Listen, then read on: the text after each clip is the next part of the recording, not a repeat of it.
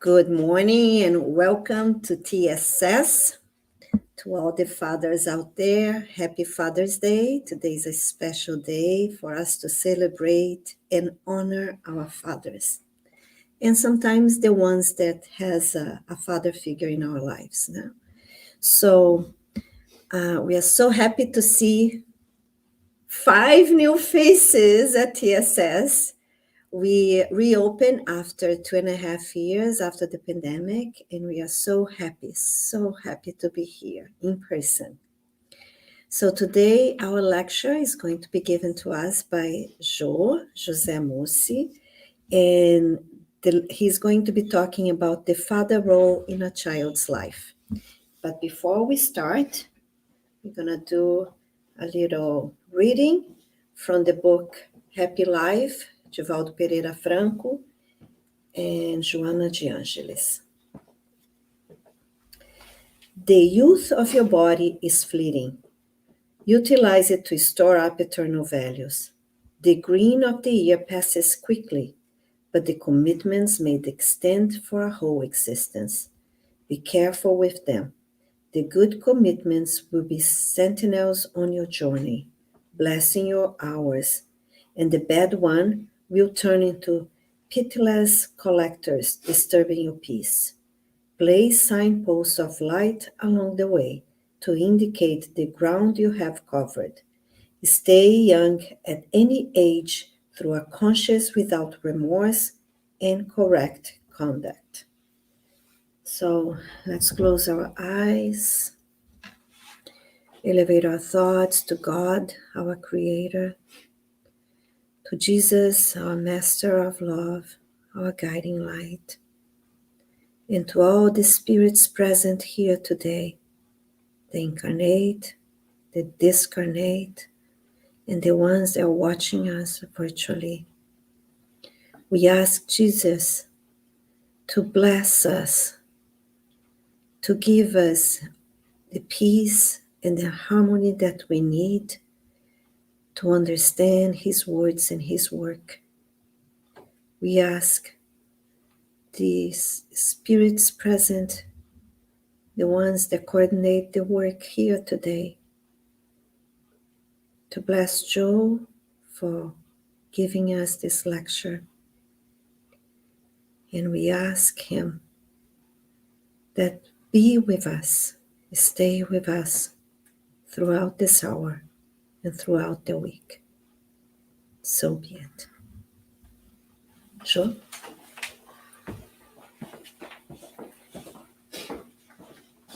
Good morning, everyone. Good morning for those who are here, present with us, back in business with the Toronto Spiritist Society. Today is the 19th of June, Father's Day. So for everyone who's a father, happy Father's Day. For everyone who has been a father in other lives, happy Father's Day. And anyone who's going to be a father in the next life, same thing, happy Father's Day. It's always a joy for me doing lectures on these special days, because it helps us bring to kind of more of a practical reality of what we learn in Spiritism and how it impacts or should influence or helps us make the decisions in our lives. Because after all, that's the only reason we're here. We're not here to kind of create a doctrine that you must do things or establish the rules, but rather provide food for thought. Things that we believe are the desire of our Creator, God, and what we should strive to follow in order to improve, evolve, progress. Our evolution is the reason we exist. But along the way, the journey is as important as the destiny, because it's through the journey that we interact with each other, that we have the good experiences and not so good experiences. So the title of this lecture, which has been there for many years, is The Father Role in a Child's Life. Well, I have to say that it gets more complicated as we go along in terms of the changes that we have experienced in the last few years around gender role, right? Remember that what we're based on and what we learn. I'm already in my 60s, and obviously I've been going through this evolution, looking and observing this transformation of society. But what we were taught was about male, female, father, mother, very specific social boundaries, social expectations of what is a father, what you should be, and what is a mother, what a mother should be. And with that, created some good things, like anything, created some direction for us on how we should behave, but also created some boundaries that nobody was allowed to pass.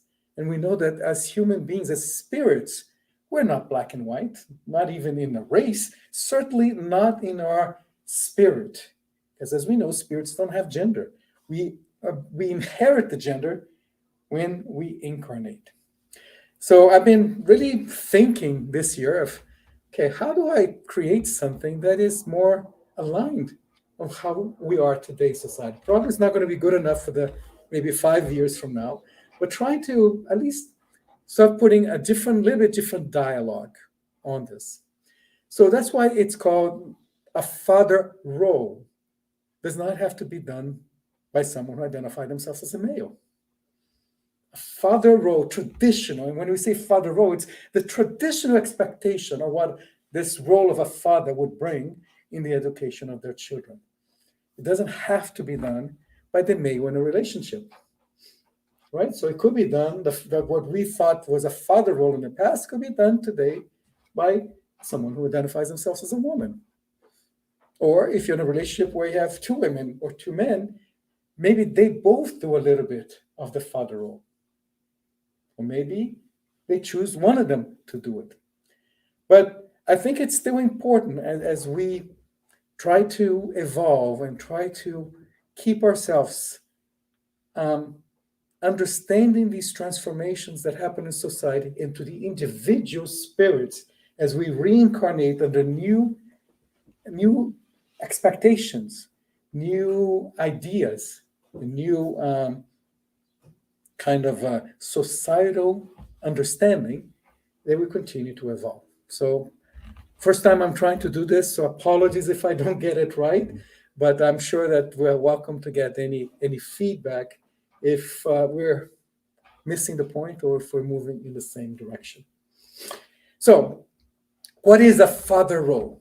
Well, traditionally, the father was the breadwinner of the family, right? Especially at the time of Kardec. Unless you were very poor or part of that new industrial workers that were starting to come in with the Industrial Revolution. It was the male who was the breadwinner. They had a job, they had a salary. They were also the disciplinaries more than necessarily the wife, right?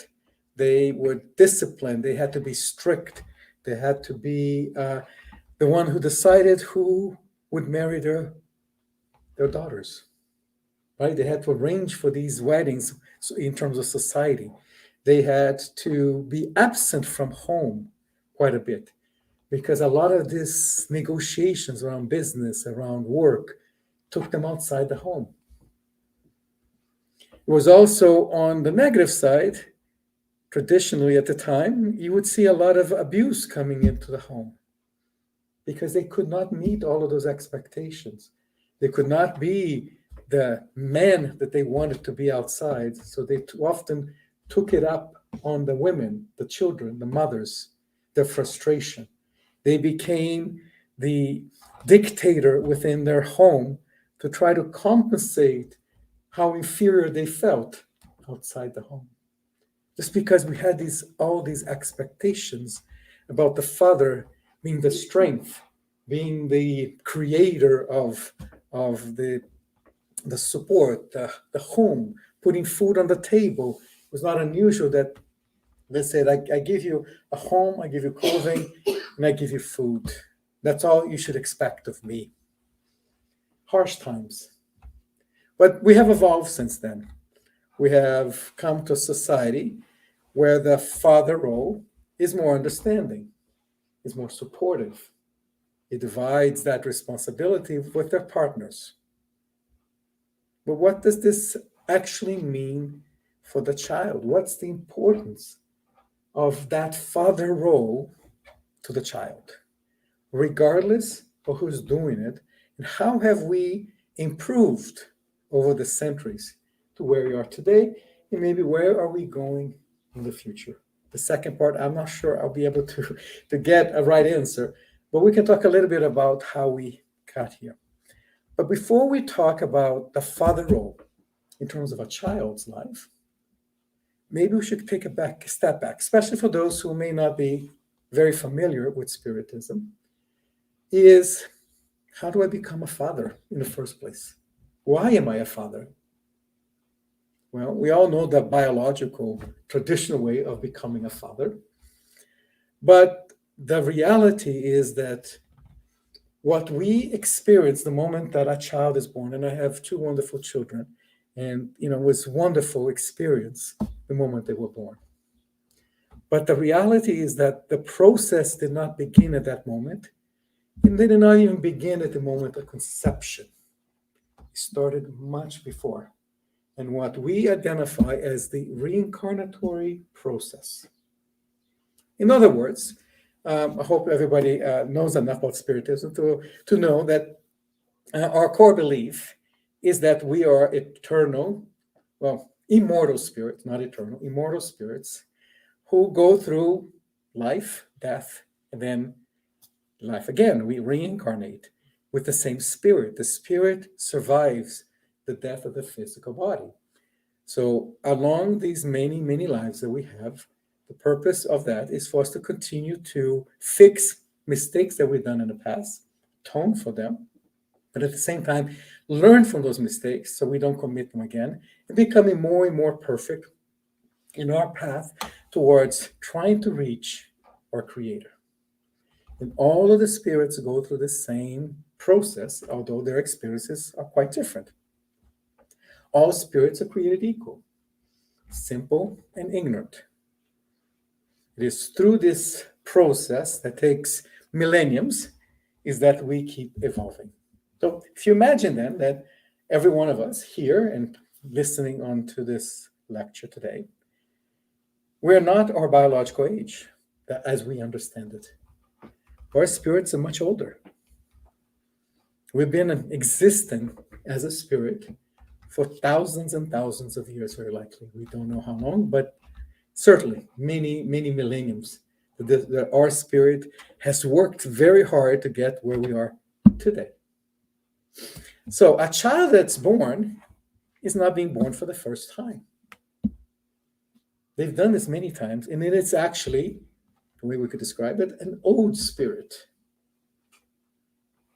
So we are not creating in our reproduction process. We are creating together through male and female, fecundation. We are creating a new body. We are not creating a new spirit. The spirit existed before, certainly before we ever met our partners. So what does that mean? How does that change our perspective on birth and parenthood? Well, Teresa did a wonderful lecture last week around being parents. So I won't go into all of the things. I do encourage everyone to have a look at the recording that we have. But it means that somehow an old spirit has been selected, has decided, has somehow agreed to be born as my son.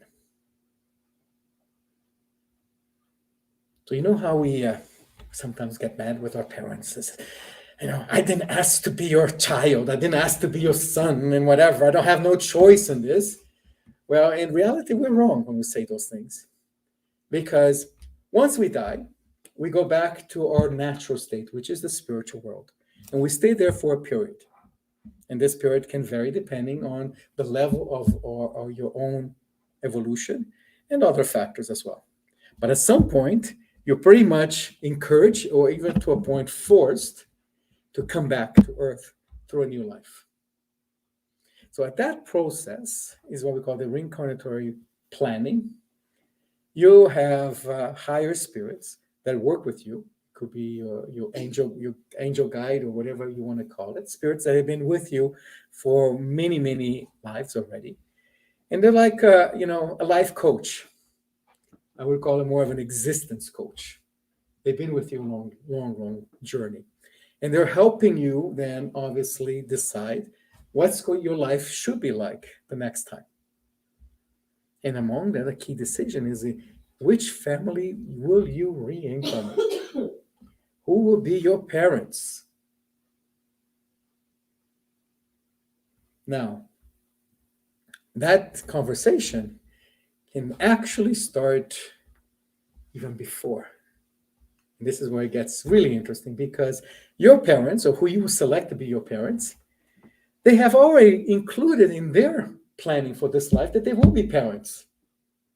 And they might have some sense of which spirit they would like to come into their lives as their child. So you see that we are very much interlocked in that process. That's why it's so easy to love a child when they're born, because it's not the first time we've seen them. It's not the first time that we're discussing this. So if you understand that there's a kind of at least a high level or a mutual alignment of desire of a spirit that is incarnated, two spirits who will be their parents now, that are incarnated, and that they will bear a new child, and that child will be their son or their daughter.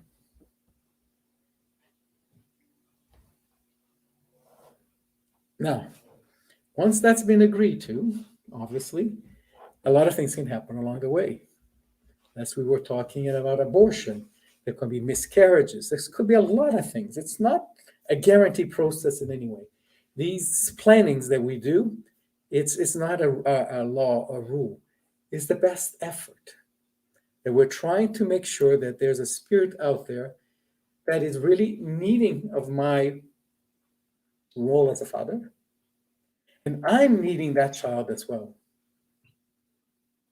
We have seen in many lectures how children and parents have this dependency among each other.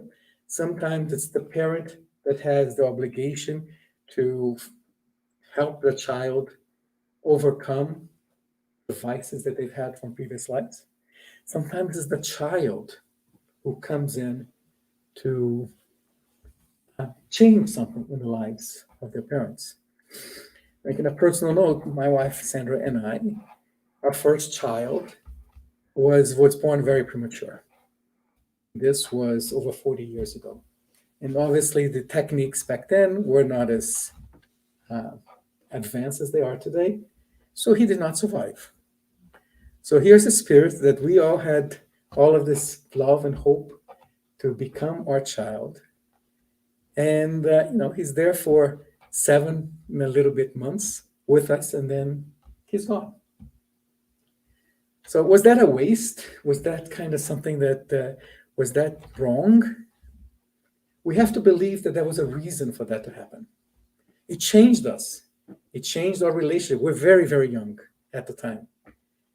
And allow us to really kind of refocus our priority and understand the pain and the responsibilities that come in being a parent, even for the one day that he was alive. And I hope that it made us become a little bit better parents ourselves when the other children came. So, back to the theme. So now we know that the spirit that's being born as the baby is not any spirit. It's a spirit that, for whatever number of reasons and factors and living paths of the past, has come to the point that he or she will become our child. Right? And then that's the beginning of our work. Because being a parent, being a father, is a lot of work. So let's not focus on the generic parental roles, because there are many. Let's kind of just focus a little bit on what I was talking about, the father role. what does it mean to be a father? Well, the father role, unlike the mother role, which is more caring, more nourishing, more their presence along the way, the father role has traditionally been one of security, stability, both financially and for the essential needs of that child. So that's the first thing that the child needs. This is a spirit that's coming in, you're reincarnating, you're an old spirit, you're then kind of drawn into this reincarnatory process, and now you're a baby again. And you are completely helpless. You don't know how to do anything. Right? This is a spirit that has had many, many lives. They could have been kings, they could have been generals, they could have been anything in their previous life, and now they are a baby that relies entirely in their parents. They rely on their father to make sure that they're safe. In previous ages, the fathers protected the tribe, the village, against other attacks, protected the child from attacks of animals. Now we don't have those similar, but even though we still unfortunately experience the effects of war. Looking now at the Ukrainian war, what do the father role do? They send the mother and the child away to another country to be safe, and they stay behind to try to defend their home and their land. That's, like I said, there are women staying behind to fight the war. So don't back to my point. Don't think when I say father that has to be just a man, but somebody needs to take the child and put it in a safe place where somebody else is staying behind to try to safeguard what they've done. If you're not in a war, you have to make sure you have a job, that you can pay your bills, that you're not doing anything irresponsible that would jeopardize the basic needs of the family. They have to protect the family against external threats, be it, nasty neighbors. Now we also have to, and this is less just the father, this is more the parents, protect them against biological threats, like this pandemic has shown us. Make some tough decisions. Do I vaccinate my child or not vaccinate my child? Right? Do I allow them to do certain things? So the father role is to provide safety, essential needs, and basically that's stability. It's not perfect. Nobody provides this all the time. And often a lot of fathers feel stress because of that. Because we know that this is an obligation that we recognize upon ourselves, and then it could be difficult. But for the child, in a healthy familial environment, the father is the rock, right? That gives them kind of a direction. But also as a rock, as the child grows older, they will be the wall. So what is a solid foundation becomes the guy who's telling me no all the time, that I can't do things, that I can't be my own person, that I can't go live by myself. We always protect. You can't date that person because they're not good enough for you. Mothers do that too, the mother role, but for different reasons. Fathers protect them, and sometimes we fail. Sometimes our child goes into an abusive relationship, and we feel guilty for it. Would we have done something differently?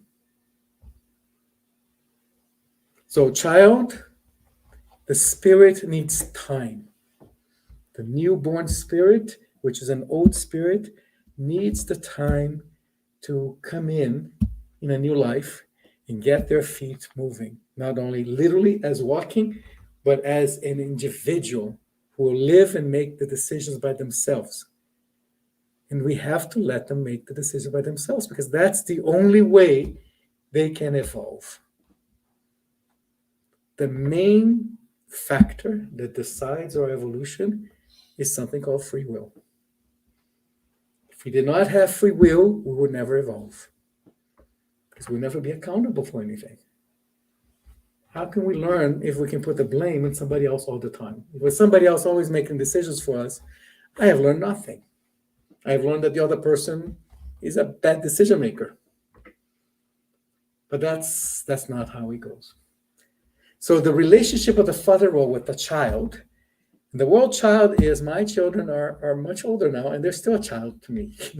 So what is a child? Well, let's call them our children rather than a child. They change over time. So we begin with very basic, as I said, basic needs. Then we are transitioning into making them honest, good, loving individuals. See, that's the point. We have a small window of a few years when the memories of that spirit, of what they were before, the vices that they had in other lives, the difficulties that they face, the troubles that we carry with us, they are hidden for a few years while we're still very young. But as that child goes into adolescence, become a little bit older, and then become young adults, the whole spirit now awakens. And not that we remember what we were, but those traits that we had, the vices and the good things that we did, that we learned, are now in full bloom. But there's a small window that the parents can help guide them to try to correct some of those things that they were reborn to fix. So in terms of being somebody who is mean, so if the spirit has traditionally been a mean spirit in regards to others, being sometimes brutal or being simply despicable, you are born now, there's a chance that you can forget who you were in past lives and not repeat those mistakes by having a strong direction, a strong role model. And this is for both parents, both for the father role and the mother role. Word role there should be added to the word model. Because it's by being role models that we give the spirit a chance to learn. It doesn't mean that it always works. You can have a family with two siblings.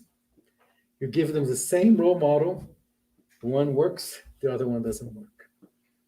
One learns, the other one doesn't learn. Maybe because they were brought in from previous lives, but it could be that the spirit was simply more open to learn this.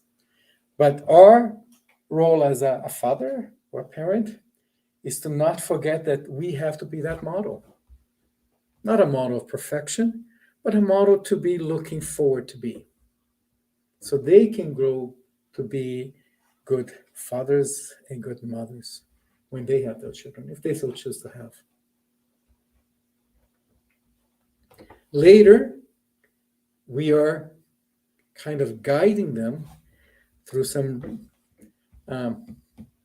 difficult years of teenagers when the child is trying to explore all of their abilities, all of their freedom. But their brain is not yet fully aware of the risks associated with their decisions. And it's hard. It's hard to be a parent, hard to be a father, because my role is to protect them as the father role again. And here they are doing stupid things, like going to exports, like doing crazy acrobats and doing things that could harm them, experimenting with drugs, which could harm them. It could compromise their life. And then this is the period that we're trying to prepare them for life. And sometimes it's very difficult to separate, to prepare them to the life that I had or I wanted to have versus the life that they should have. They're not necessarily the same thing. If I think I had a good life, I want to give something similar to my children. Especially if it's a boy and I want them to be a father, I will try to teach them to be a good father like I think I am. But what if I'm not a good father? Then I'm not helping them much, am I? So as you see, the father, the spirit in the father role can actually be younger than the spirit in the child. And that confrontation comes in around the adolescence period. When the spirit in the child is fully awakened and it's taking their role and is trying to now look what their life is going to be now. And they're being challenged by another spirit that just happens to be the father.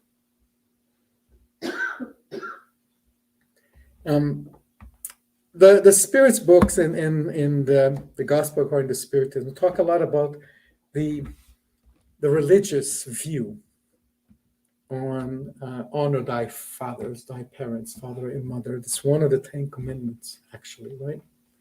And why is that important?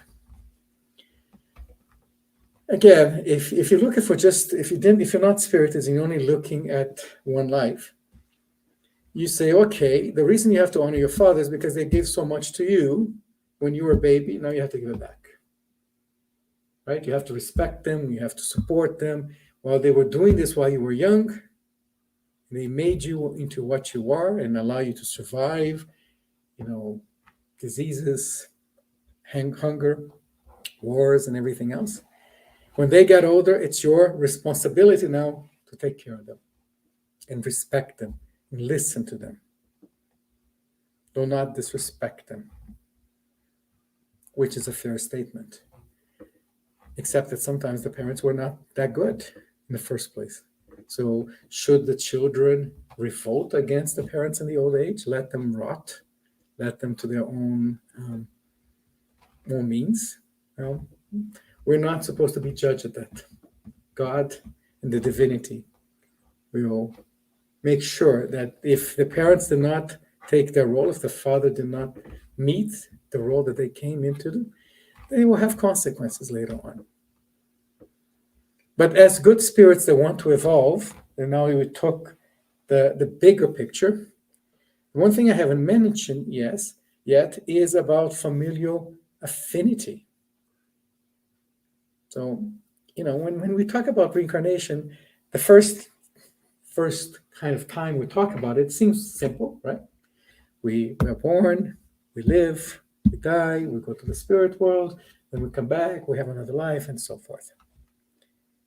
But the problem is, that makes it more complicated, is that we meet people in one life. We have issues, we have debts that we accumulate with those people, those spirits. So when both of us, of all of us, die and then reincarnate later on, there's an affinity with us, necessarily either a positive affinity or a negative affinity. Positive is because we're very connected, we are very similar spirits, we are in the path together, we're evolving together. Negative affinity is because we did harm to each other, and we have to come back to somehow resolve those issues. So when we come back, it is very likely that the people you're meeting today that are part of your family, your friends, your co-workers, people that somehow touch your life, are spirits you've met before. But again, going back to the relationship between father and son or father and daughter. This life, I am the father. But who's to say that in the previous life, the roles were not reversed? Who's to say that in the next lives, it will not be reversed again? So the whole issue about respect, mothers and fathers and parents, is important. But they are just kind of a super extension of the role that we have to respect each other. Because you know why? Because we want to come back and meet again. And what we want to do is to have the fewer the attritions, the fewer the issues that we have with each other, is when we come back as positive affinity, we'll be helping each other. We'll be there to support in difficult times. They will be those best friends that we then suddenly, you meet one day and within a week or two, it's like you know them all your life. Well, you know them more than your life. You know them for many lives. And we have come together again, and we will support each other. We'll help each other through all of the difficulties that it is natural in our lives. Again, so kind of recapping, the father role is, again, a traditional view of the role of what used to be mostly male, going forward, providing the home, but also being the ruler of the home. Good stuff coming out of this, good accountability, sometimes excesses, abuses came with it. We're evolving. And what we're evolving is that all of these roles tend to be more and more gray areas. It's not a little box. We are not supposed to be in boxes. We're already in a box called a body. But our spirit doesn't like that. The spirit wants to be free of boundaries. As we evolve, the body becomes more ethereal, becomes lighter. We have less boundaries. And we're doing this first on the emotional and social aspects of our existence, because as the body, we're still limited. But that is the direction that we're going. Everything that these transformations that are happening might seem abrupt, might seem being too fast. Maybe they are too fast sometimes, maybe they're too slow. Who is to know? But I think they're inevitable. Our spirits evolve to become free, to be kind of towards that perfection that God wishes of us.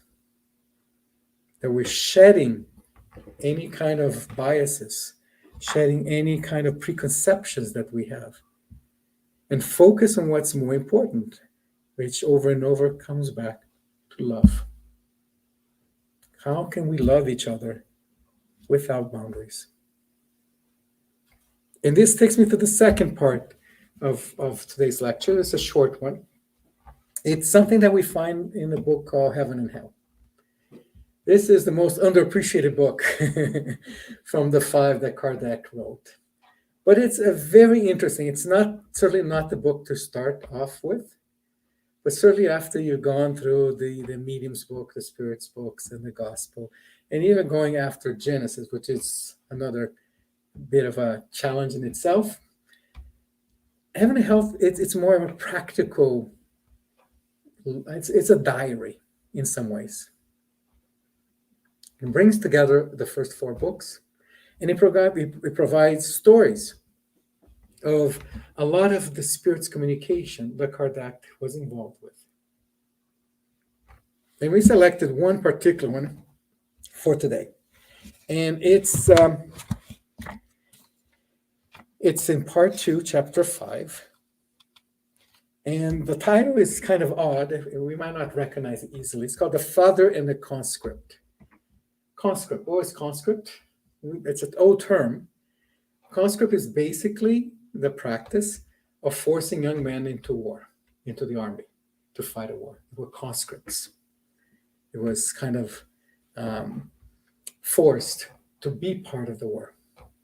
So this story begins in 1859, so 160 plus years ago. And there was a war happening in Europe at the time. It's a bit of historic. I'm a bit of a historic buff. Italy was still not formed as a country. It was still fighting its wars to kind of come together. And a lot of its northeast territory was occupied by the Austrian Empire. And they wanted to kick the Austrians out in Piedmont and Venice. And they were looking for the support of the French king. France was a very powerful country at the time. And they were willing to give, in return, if France would support them, they would give back certain areas to the south that is called Savoie and Nice, that whole area of the south of France and going up the mountains. That part was under Italian control. So they were negotiating. You come and you support us, and then we will give you that part, right? And we'll get our east side, you get this east side, which was fine. But then Austria, realizing that they were doing these things, invaded Italy, and the war started, the War of 1859. And wars back then were very bloodied. It was man-to-man combat. It was, one by one bayonet, crude arms. Most of the people died of hours after they were injured in the field, suffering for hours until the death came. Because these weapons were meant to harm, kill if it was a direct hit, but definitely there was no support for them. And young men would go into these wars, and a vast number of them would die. So it was this case of this father who was worried that his son was going to be called in. France was building the army, and it became clear at one point that his son was going to be in conscription, right? He was going to be forced to join the army, and he feared for the safety of his son. So out of a extreme fatherly love feeling, he realized that there was one way, one of the exceptions. There were a few exceptions that young men would not be called into the war. One of them, obviously, if you had a physical defect, mental defect, if you weren't fit to war. But his son was very healthy and fit. The other one, which is interesting, is that if they were the father or the person who was the breadwinner of a family, if other people, women, children depended on him, that was an excuse to not to go to war. If you were single, man, you were out of luck. You had to go. But obviously, he wasn't going to get a wife anytime soon. And if he did, they might not consider that to be that critical.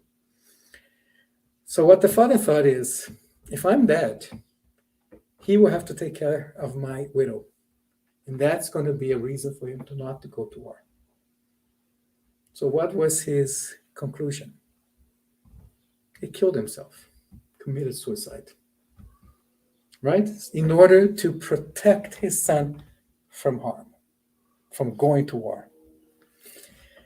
Well, we all know that suicide is not a good thing. I don't want to use the word sin, but it's against God's law, because God's desire is that you come to this life with a purpose to evolve yourself. And if you cut your life short intentionally, that's going against his will. And so that is against the laws of God.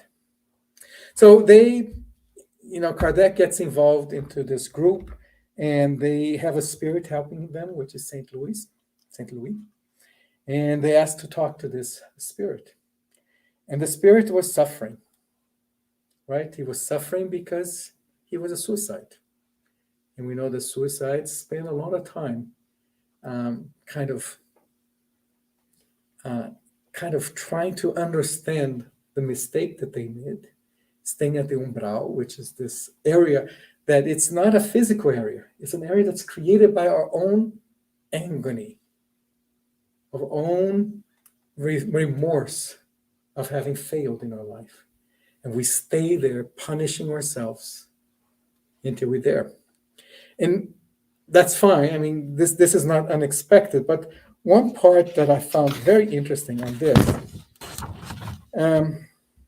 is that the Spiritism will explain that because he had such a, quote, noble reason for killing himself, it was not because he was in debt or he committed a mistake. He really did it for his love of his child, that, his atonement would be balanced against that. So it's less serious, if you put it this way, than someone who had killed for some other less noble reasons.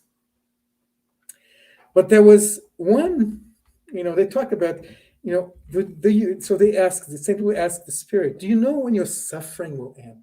Because I've been there just for several months, but at that time. No, he said, I don't. But I have the assurance it finally will, which is a relief for me, which goes back to our spirit's notion that no punish is eternal, right? We don't exist to be in hell forever for no reason at all, because then that's a waste. It's a waste of a spirit that God created. Why would he do this? Why would he throw away a spirit that he created with so much love? So there is a time for them to come out. But what did he have to do to finish his punishment? And then St. Louis remembers something. He says, because he's been following this fellow for a while, he says, a little while ago, you were unable to write the word God. But we have seen greatly suffering spirits write it. Is this part of your punishment? So for whatever reason, we don't have all the details, but they do write notes or they try to describe what they say, but he couldn't say the word God. He couldn't write it down. And, St. Louis saying, is this God punishing you? Well, the Spirit says, I will be able to write it after making great efforts to repent. So why does he have to repent in order to have the word God? What is God specifically role in all of this? And here is God as a father to the Spirit. Well, the whole issue is this man had great love for his son, but he did not have faith in God, that God would choose the best path for his son.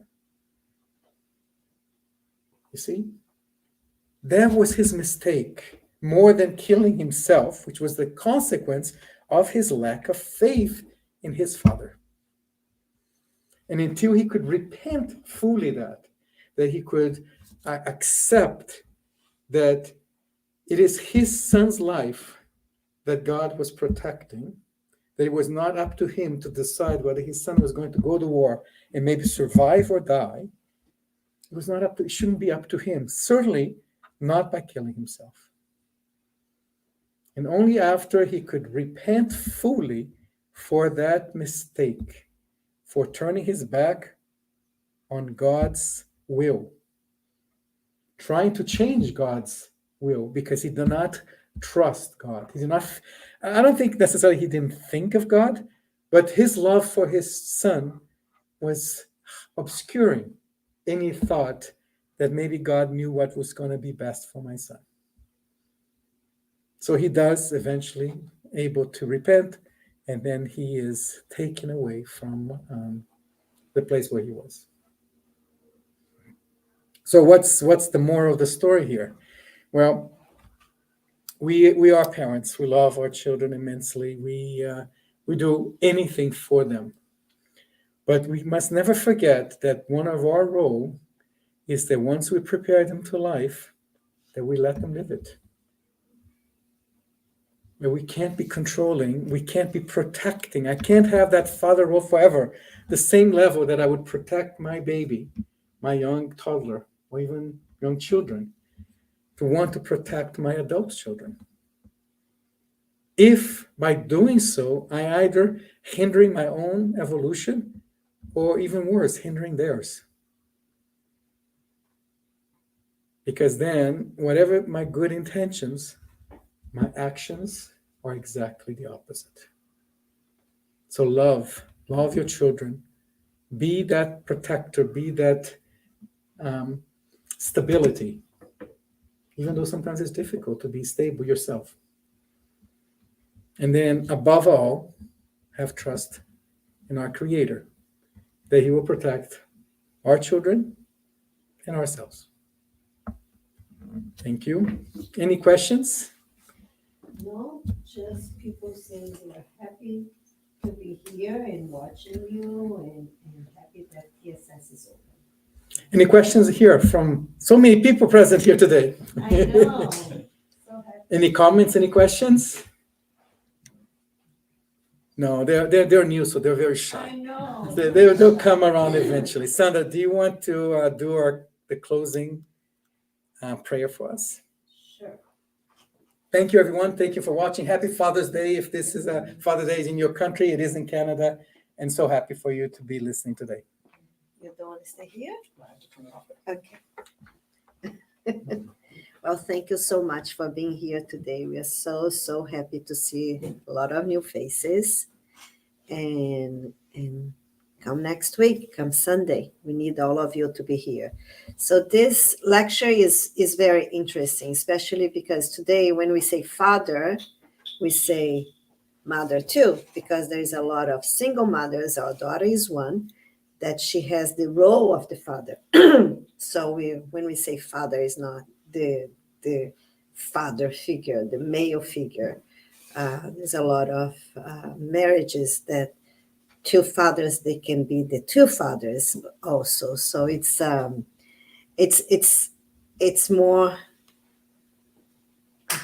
it expands a lot from what we used to think, or we used to be, or we used to believe, right? So it's a more loving and more extended way of being fathers. And sometimes we don't have to be a father per se, but we can have the father role in somebody's life. So that too. Okay, so thank you, Joel. That was very good, and I thank you so much.